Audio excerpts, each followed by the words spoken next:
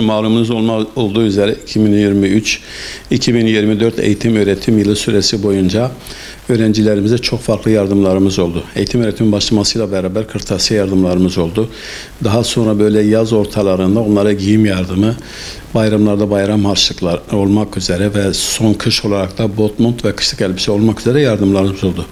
Sahada yaptığımız çalışmalar üzerine şöyle bir eksiklik, daha böyle bir ihtiyaç daha hasıl oldu. Baktık ki bazı öğrencilerimiz, muhtaç ailelerin öğrencileri okula gidip gelmekte zorlanıyorlar. Bunlara bu burs verme ihtiyacı hasıl oldu.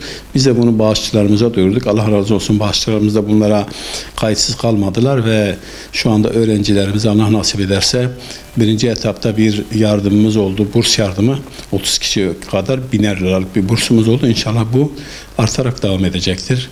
Rabbim hayır sahiplerinden razı olsun. Bu hayırların devamını diliyoruz inşallah. Çünkü bu öğrencilerin geleceği bizim elimizde.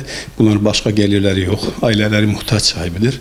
O yüzden gerçekten bu öğrencilere yardımcı olurlarsa bu öğrencilerin hayatlarını idame ederler. Diğer akranlarıyla beraber aynı düzeyde eğitim, öğretim yapmış olurlar ve hayatlarını kurtarmış oluyorlar. Allah razı olsun.